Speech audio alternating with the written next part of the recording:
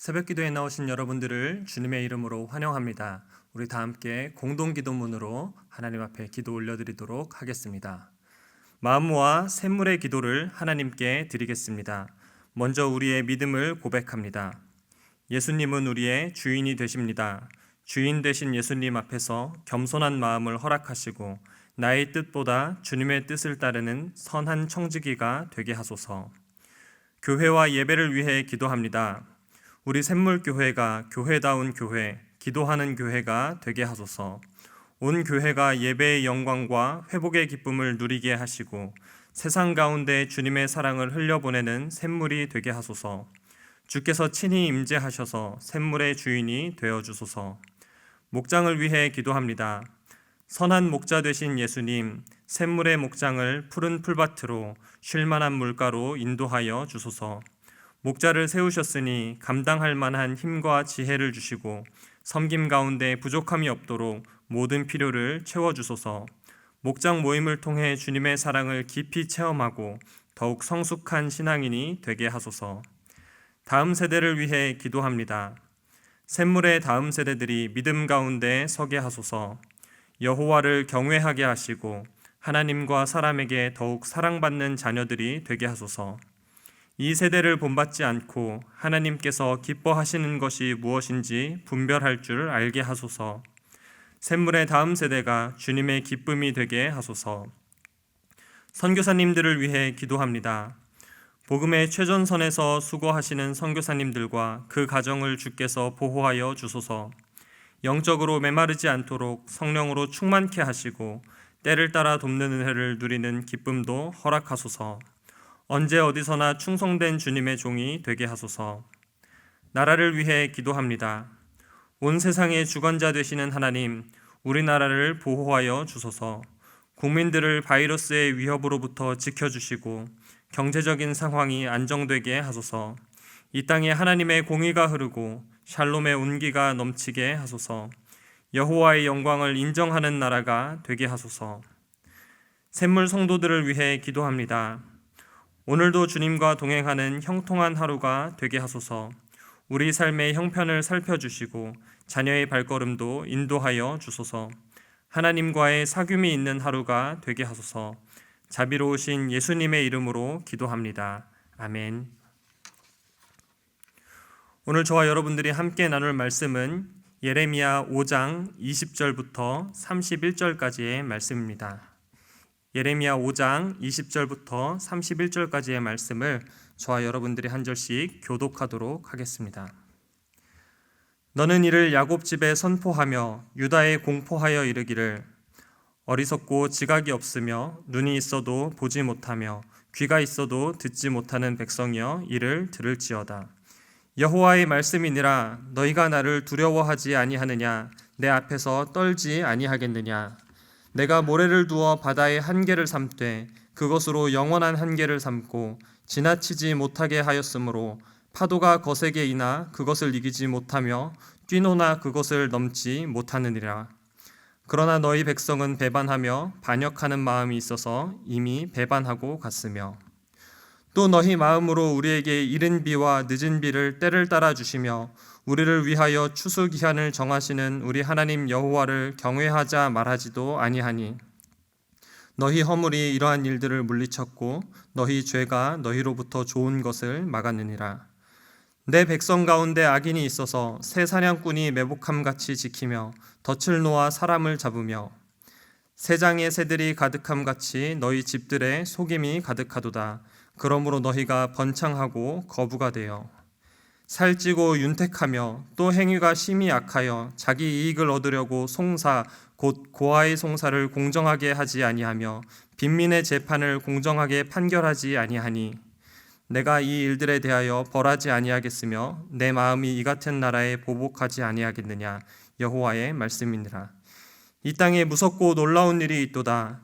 선지자들은 거짓을 예언하며 제사장들은 자기 권력으로 다스리며 내 백성은 그것을 좋게 여기니 마지막에는 너희가 어찌하려느냐. 아멘. 오늘은 너희가 어찌하려느냐라는 제목으로 말씀 나누도록 하겠습니다. 너희가 어찌하려느냐. 오늘 본문 31절의 마지막 부분입니다. 하나님께서 예레미야 선지자를 통해서 유다 백성들에게 책망하는 어조로 선포하십니다. 너희가 어찌하려느냐. 하나님께서 유다 백성들을 책망하시는 이유가 오늘 본문에 쭉 나와 있는데요. 하나님께서 예레미야 선지자를 통해서 자기 백성들을 책망하는 이유가 무엇인지, 그리고 이 메시지가 우리에게 주시는 말씀이라면 너희가 어찌하려느냐라고 말씀하시는 하나님의 음성 앞에서 과연 우리는 어떻게 사는 것이 지혜로운지 함께 묵상해 보려고 합니다. 먼저 하나님께서 자기 백성들을 책망하는 이유는 이들이 하나님을 두려워하지 않았기 때문입니다. 오늘 본문 22절입니다. 여호와의 말씀이니라 너희가 나를 두려워하지 아니하느냐 내 앞에서 떨지 아니하겠느냐.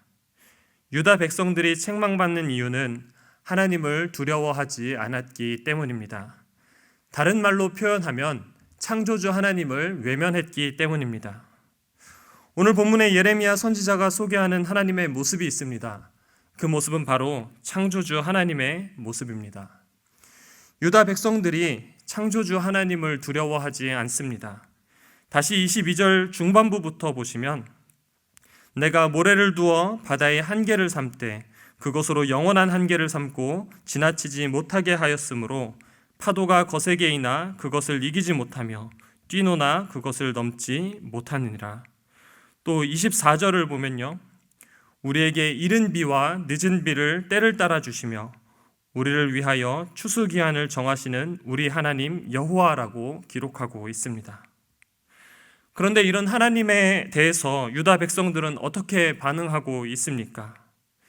23절을 보시면 그러나 너희 백성은 배반하며 반역하는 마음이 있어서 이미 배반하고 갔으며, 또 24절에서는 또 너희 마음으로 우리에게 이른 비와 늦은 비를 때를 따라 주시며 우리를 위하여 추수기한을 정하시는 우리 하나님 여호와를 경외하자 말하지도 아니하니, 이렇게 이야기하고 있습니다. 하나님을 모르는 세상 사람이라면 이렇게 말할 수도 있습니다. 세상에 신이 어디 있는가?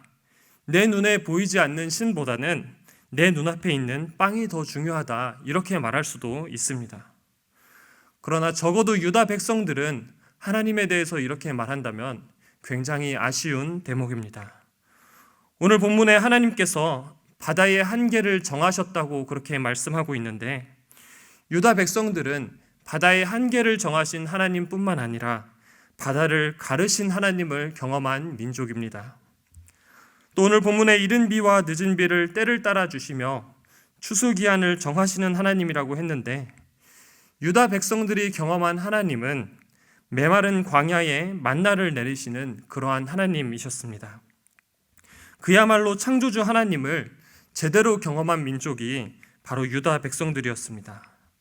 그랬던 유다 백성들이 하나님을 배반하고 반역하고 마음으로 여호와를 경외하자 말하지도 않는 그런 영적인 맹인과 같은 모습을 보여주고 있는 것입니다. 저와 여러분들의 모습은 어떻습니까? 우리도 이런 영적인 맹인과 같은 모습이 있지는 않습니까? 예레미야 선지자를 통해 하나님께서 오늘 우리에게 말씀하십니다. 너희가 어찌하려느냐? 오늘 본문 21절 말씀입니다. 어리석고 지각이 없으며 눈이 있어도 보지 못하며 귀가 있어도 듣지 못하는 백성이여 이를 들을지어다. 저는 저와 여러분들이 영적으로 깨어있기를 바랍니다. 우리가 살고 있는 이 피조 세계를 바라보면서 창조주 하나님을 기억하는 저와 여러분들 되시기를 바랍니다. 파도의 일렁임을 보면서 온 땅을 적시는 빗소리를 들으면서 창조주 하나님을 바라보고 하나님의 소리에 귀를 기울일 줄 아는 저와 여러분들 되시기를 바랍니다. 어리석고 지각 없는 자들이 아니라 여호와를 경외하는 창조주 하나님을 두려워할 줄 아는 저와 여러분들 되시기를 주님의 이름으로 축원드립니다. 두 번째로 하나님께서 자기 백성들을 책망하는 이유는 불의함 때문입니다. 사실은 이들의 불의함이 하나님을 보지 못하게 가렸습니다. 유다 민족들이 하나님을 두려워하지 않았던 이유가 여기에 있습니다. 25절 말씀입니다. 너희 허물이 이러한 일들을 물리쳤고 너희 죄가 너희로부터 좋은 것을 막았느니라. 유다 민족의 허물이 하나님을 물리쳤고 그들의 죄가 하나님을 막아버렸습니다. 이들이 영적 맹인이 된 이유가 여기에 있습니다. 오늘 본문 26절부터 29절까지는 유다의 행위가 얼마나 악했는지를 고발하고 있습니다. 그들 가운데 악인이 있어서 새 사냥꾼이 매복함같이 지키며 덫을 놓아 사람을 잡는다고 기록하고 있습니다. 속임수로 불을 쌓고 이익을 위해서 고아의 송사나 빈민의 재판을 공정하게 판결하지 않는 그런 불의한 모습이 있었습니다. 하나님께서는 이런 백성들의 모습에 대해서 경고의 메시지를 주고 있습니다. 29절 말씀입니다. 내가 이 일들에 대하여 벌하지 아니하겠으며 내 마음이 이 같은 나라에 보복하지 아니하겠느냐 여호와의 말씀이니라. 예레미야 선지자뿐만 아니라 아모스 선지자도 이사야 선지자도 공의와 정의를 행하지 않는 백성들을 향하여 하나님의 심판을 선언합니다. 오늘 이 아침에도 하나님께서 말씀하십니다. 너희가 어찌하려느냐? 하나님의 말씀 앞에서 우리는 어떻게 해야 되겠습니까? 공의와 정의를 행함으로 하나님을 찾아야 할 것입니다. 무엇보다 긍휼한 마음이 우리의 마음 가운데 솟아나기를 바랍니다. 하나님의 긍휼하심이 저와 여러분들을 덮은 것처럼 연약한 자들을 향한 긍휼한 마음이 우리 안에서 흘러나오기를 소원합니다.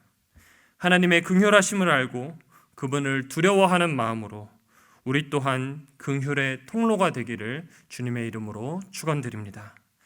마지막 세 번째로 하나님께서 자기 백성들을 책망하는 이유는 그들이 신분을 망각했기 때문입니다. 유다의 죄악은 백성들의 문제로만 국한되지 않습니다.